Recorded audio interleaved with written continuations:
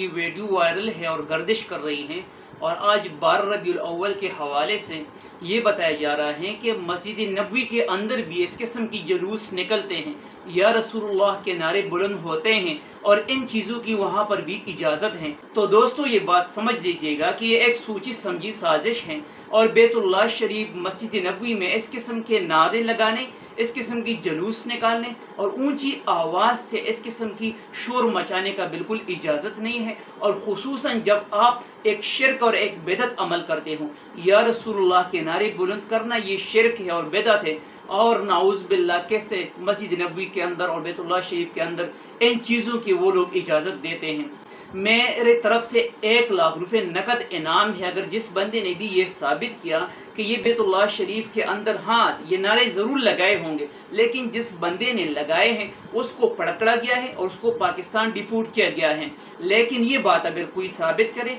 कि मस्जिद नबवी के अंदर बैतुल्लाह शरीफ के अंदर ऐसे नारे लगाए जाने के बाद न सिक्योरिटी गार्ड ने इन लोगों को कुछ कहा और न इन लोगों को डिपोर्ट किया गया है, बल्कि वहाँ पर या रसूलुल्लाह के नारे और ईद मिलाद नबी की जुलूस निकालने की इजाज़त है मस्जिद के अंदर, तो मेरी तरफ से उन बंदों के लिए 1 लाख रुपए का नकद इनाम है। लिहाजा कोई भी मुसलमान इन चीज़ों पर भरोसा ना करें, ये दीन को बिगाड़ने की एक सोची समझी साजिश है, और ये वो लोग हैं जो इस्लाम को बिगाड़ने, इस्लाम को बदनाम करने के पीछे लगे हुए हैं। खुदारा हमारे दीन इस्लाम में ऐसी कोई भी चीज़, ऐसी किसी भी अमल की इजाज़त नहीं है जो कि हमारे मसाजिद के अंदर ऊंची आवाज़ से बात भी नहीं कर सकते, सिर्फ अल्लाह की जिक्र कर सकते हैं और अल्लाह की इबादत कर सकते हैं। इसीलिए तो ये भी सवाब है कि बंदा फ़र्ज़ नमाज मस्जिद में अदा करे और सुन्नत नमाज जो है वो घर में अदा करे, क्योंकि मस्जिद की हुर्मत का अल्लाह ने और इस्लाम ने हमें यहाँ तक हुक्म दिया है। तो कैसे इस किस्म के नारों की इजाज़त दिया जाता है, और फिर वो नारे जिसमें शिर्क की आवाज़ हो, शिर्क की प्लेग उठाया जा रहा हूँ,